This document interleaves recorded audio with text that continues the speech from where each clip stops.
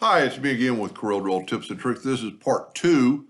In the original text, and even though, Death Row Records, maybe they want it rough, but I'm taking it on myself to clean this up. So what we're going to do is we're going to move that over, and you just have this line. And then we're going to move that over. I'm not deleting them, I'm moving them over so I can still have it in case something went wrong, even though I have several copies. So what this is multiple lines, and they're jagged, where these lines are relatively clean. So I'm gonna, let's see if I can, and see, you can actually do that. Get rid of your lines on that and nudge that back later. But if we group these together, we can do them all at one time in a contour. And I'm going to go to Effects and Contour. Contour to the inside with square corners, 0.01. That might be too much.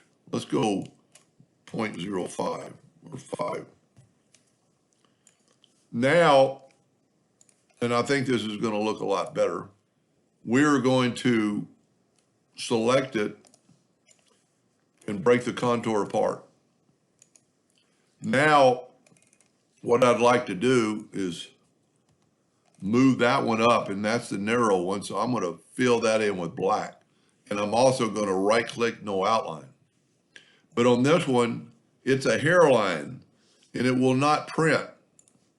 Now, he's got his set on millimeters. I'm going to change mine, because I don't know what millimeter prints. I know what points print. So I'm going to change that, and I'm going to make that a 0.5 point. And then this is where you could just kind of figure out what you want to do. If we nudge this back, see, now you have a good clean outline around that. And at this time, you could grab that outer one and, go maybe 1.5 points or 2 points even, and give it that outline. And then you would delete. Well, let's see if we can't. That's grouped together.